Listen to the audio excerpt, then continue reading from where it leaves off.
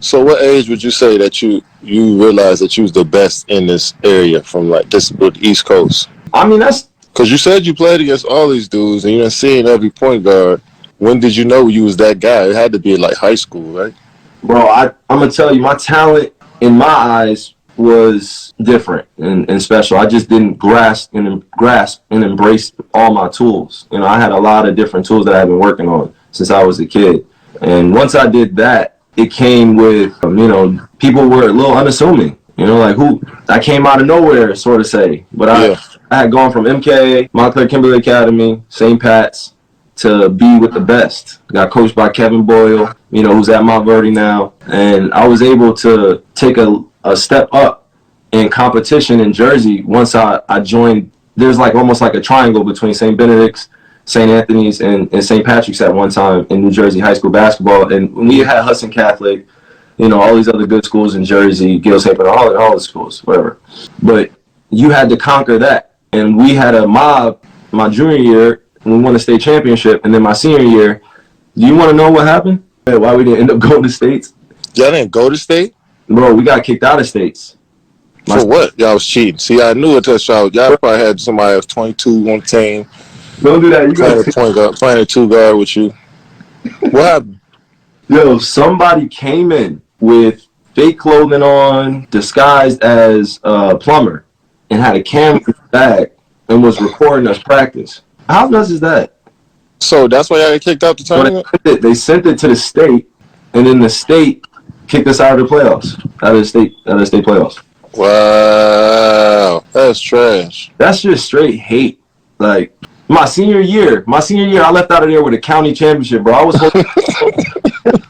holding up that little trophy like I'm grateful for the journey. Like, I know you was hot, bro. I had 30 in the first half, and Coach Boyle took me out. I was trying to get the record. I'm like, bro, it's my last high school game. Yo, I got one more question before you go. Absolutely, bro. Yo, when I switched off on you and guarded you full court in the finals, yo, was that the best full court defense that somebody played on you your whole career? Because when I decided to guard you for that like 2-3 minutes, like nobody had seen you for that for like 3 minutes. They was wondering where Kyrie was at once I got on him. No. Would you say that was top level, elite, Hall of Fame, all my badges, pickpocket, intimidator on? I got on perp. I had pickpocket and pick dodger on gold. I'm just saying, did you think that was some of the best defense somebody like a opponent ever played on you? Honestly, the way you described that one situation where you picked me up full court, like the one situation, bro, it was like 5 or 6 possessions. I had to take you out the game. Ever picked me up full court was that one possession in the finals that you're referring to. If that is Hall of Fame worthy of that type of stature of you, Kevin Durant, guarding me, that you got it, bro. You have that. Yo.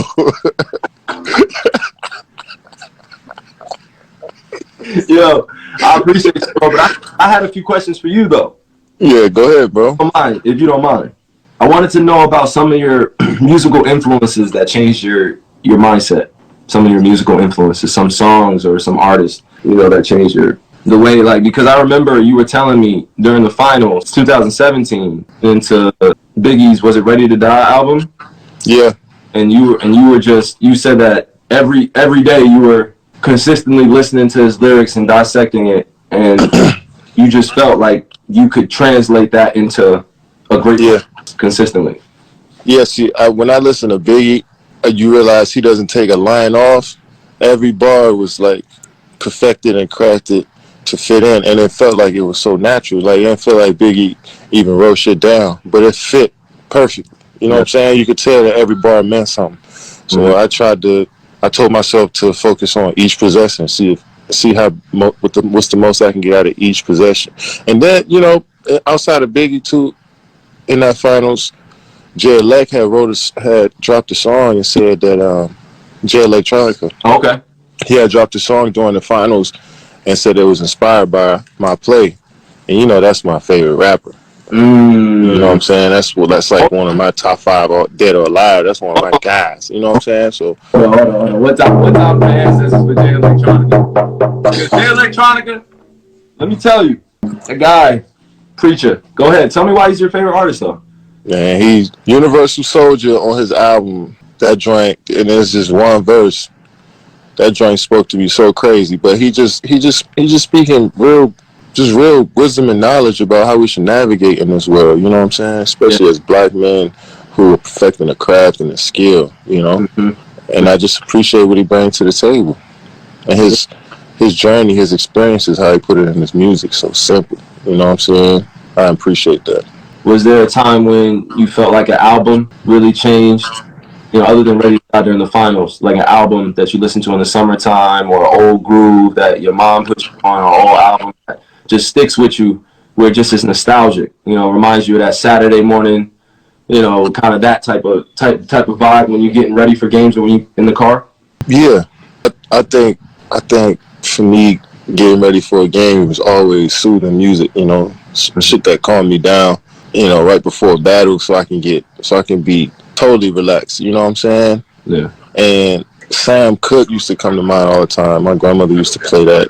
And that would always, like, if I hear Sam Cooke, that's instantly taking me back to my childhood. How I used to run to the gym. How every day was just, how can I get to the court? You know what I'm saying? And that childlike joy that I had for it back then, the same approach that I try to take in the league. And it's tough to do that with so many. Yeah. It's just so much on you in the NBA. It's so different than just going outside and playing with the homies, but I still try to recreate that by listening to music, watching stuff, watching film of old players, studying film with my teammates, stuff like that. Yeah. Do you feel like music and art has a way of helping you create the reality in front of you? Most definitely. It kind of helps you paint a picture visually. Yeah. Because what we mean, dreaming is we visualize something and then we gotta have the courage to actually go do it in reality. Yeah. So when you continue to hear things that you hear people reach a level of, level of self where they know who they are, especially they find out their identity, they know people who their like ancestors people are. like to call that enlightenment, by the way. Enlightenment. When you reach a level of enlightenment. Continue, yeah. When you reach a level of enlightenment that shines through and through your art, Yeah. So you could tell the real ones, you could tell the people who actually been through some stuff, Uh-huh. you know what I'm saying, about how they produce their art, So there's a lot of people out here producing art and we consuming a lot of stuff. But you continue to find your identity and who you are, you start to weed out the things that you enjoy, the things that move your spirit, Yeah. And I wanted to just ask you this as well before, and I appreciate Seven getting on here and sitting with Kai. Of course, brother. No, I appreciate you. What do you feel is most contributive to you staying balanced every day? As we go, like you said, you get ready for a battle, ultimately win the war, which is an NBA championship, which is what we're after. Mm-hmm. Bigger than an NBA championship for us, as we both have discussed. But for that, the standard of is that. Yeah. Let's collectively bring brothers that look like us, that think like us, that are aligned like us. Let's get together. Let's galvanize, form a group. But as an individual, we have a responsibility to come in and do our work as well. Yeah. You have not an obligation, but a responsibility to just yourself first. Yeah. To make sure that you do that. So what do you think is most contributed to that, of you staying balanced every day? Because I appreciate you coming in at the same kind of, like, we're here at the court. We're here to make music. Let's work. We're here to make art. We're here to have a good time with it. So yeah. Yeah, I had to realize they were all individuals, even though we play on the team. We all bring something unique to the table that needs to be given space to grow. So I like to come into the gym and just focus on myself. And if obviously people will gravitate towards the guys with more experience and the guys that they've seen on these levels, so I try to give each individual their space, but know that some may be watching me, so let me go as hard as I can in each drill. Let me show them through my actions what my routine has been, since I stepped into the league. And let them know that it may change. You may go through ebbs and flows of just who you are. For sure. As an individual and as a person. But you have reference points here, throughout the gym. But I'm never going to be overbearing. I'm never going to want to Little bro, I'll never want to little bro nobody. You know, I just want to let everybody grow, but also lead by example.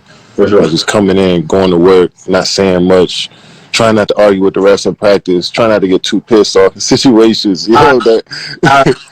Okay, hold on. We don't. K, you stay balanced through everything. So we expect you to we expect you to stay that. You know how it goes sometimes, though, No, bro. for sure. And I think that's the beauty of us showing our emotions. Whether it's on the court or off the court, and being able to balance that. Yeah, Life has all its challenges. It has all of its disruptions, all of its distractions. yeah, Like I said, individually, we have responsibility to work on ourselves, to continue to hone in on what keeps us peaceful.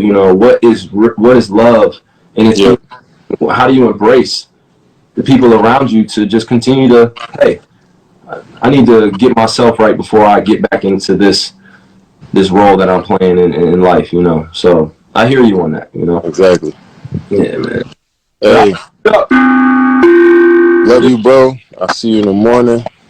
We gotta We'll see you tomorrow. I have not much words to say except for I think I might have to paint it, bro. Oh yeah. How I wrote 7-11. How long have you been waiting for this? it feels like eternity, bro. Feels like man, it's too long. It's time. How long has it been since you stepped on that floor? It's been 18 months, bro. 18 months? 18 months. Sick, right? But hey, we here now. Might as well lock in. 18 well worth it months that not a lot of people got to see you working your tail off to work yourself back into a condition where you can be growing steadily still. Yes, sir. 32, bro, you're still getting better. And that's Yo, bro. Oh. Come on, yo. Oh my. Yo, relax with the throwing my age out there so casually like that. No, that's what? Oh, damn. I can't wait till you hit 30. I told you I can't wait till you hit 30, bro. Well, you can't be on the Forbes 30 under 30 no more. That's gonna hit you hard.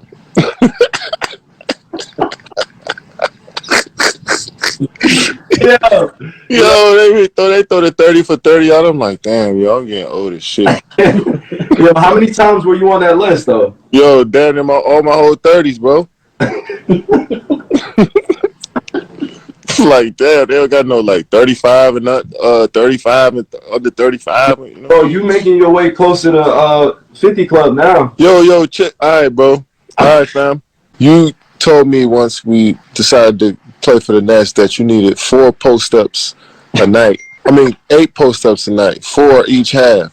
I think that's too much for a 6'1" point guard. And I think that might hold up our offense. But I wonder why you decided to play more of a big than your normal position. You know what? I honestly, I feel like my soul tells me I'm 6'11", I'm 7 feet, I'm you.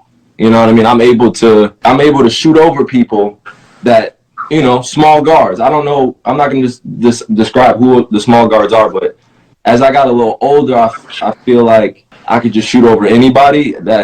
So even you, to this point, where I was like, man, I want to be more of a post-up guard.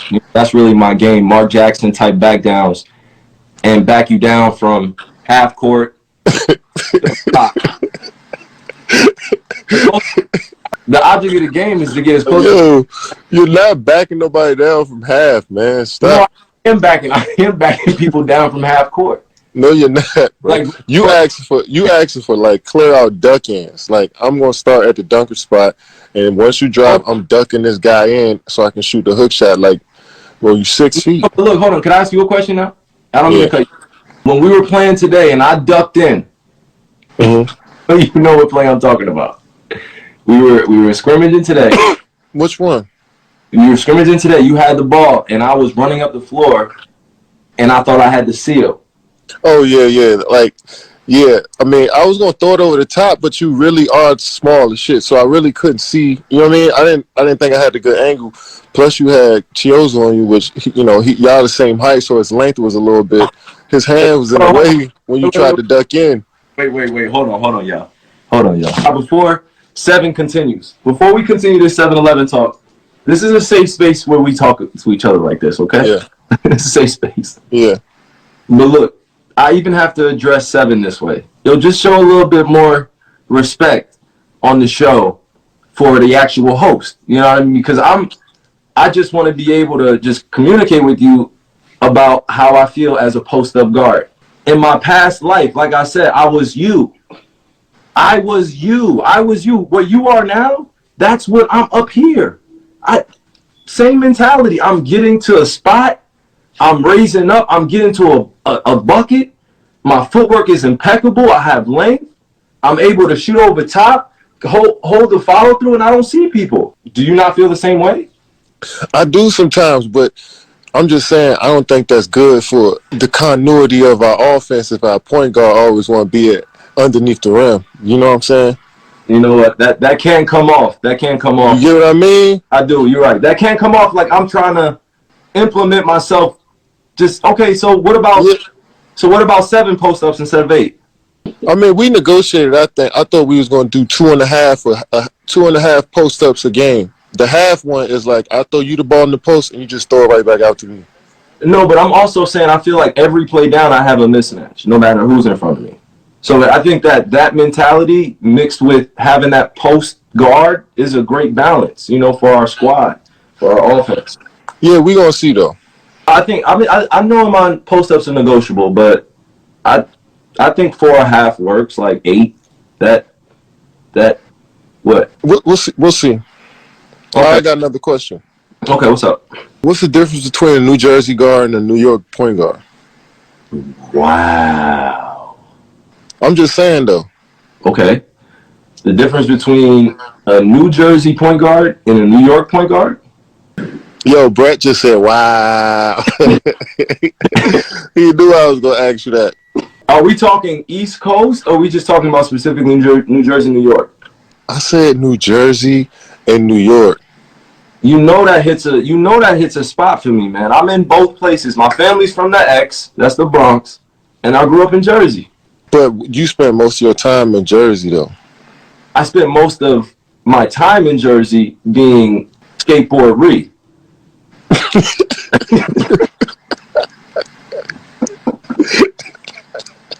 Who the fuck is that?